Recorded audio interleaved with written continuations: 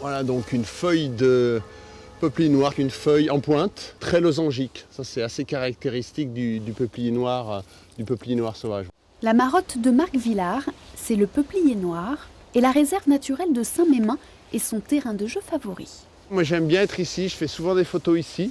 Il y a toujours des choses à voir, c'est sans fin quand on va sur le terrain, toujours des choses particulières. Il est chercheur à l'INRA et répertorie tous les peupliers noirs présents ici à l'état sauvage.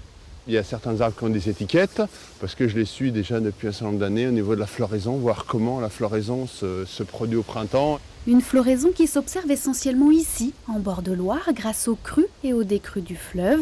Les bancs de sable apparaissant au printemps sont le terreau favorable à sa reproduction. Au mois de juillet, la Loire est absolument blanche, couverte de graines. Et ces graines se déposent sur les bancs de sable. Et si le fleuve est peu dynamique, s'il n'y a pas de sédiments, il n'y a plus de peupliers noirs, il y a disparition du peuplier noir. C'est malheureusement le cas. Sur le Rhin, il n'y a plus de dynamique. Sur le Rhône, il n'y a plus de dynamique. C'est pour ça que la Loire est vraiment le dernier habitat. On parle du dernier fleuve sauvage, mais c'est la réalité au moins pour cette espèce pionnière. Sur plus de 260 hectares, la réserve naturelle de Saint-Mémin protège des milliers d'arbres. Son conservateur veille au grain. Avec Marc Villard, il fait le point sur la situation plus particulière des peupliers noirs. Il y a des belles pousses, hein. Il a fait des belles pousses cette année-là. Un peu l'eau est pas loin quand même. Ces peupliers sont un atout pour la Loire. Ils servent de barrière aux crues, mais pas seulement.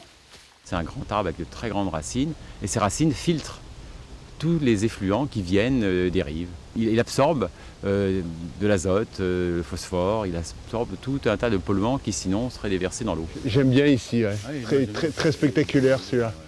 Il est très beau, en plus il domine la canopée, il est tout seul. Des arbres majestueux dont l'écorce épaisse et rugueuse devient l'habitat privilégié de nombreuses espèces animales.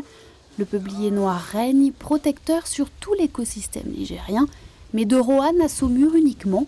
Ailleurs, sa présence est tout simplement en danger.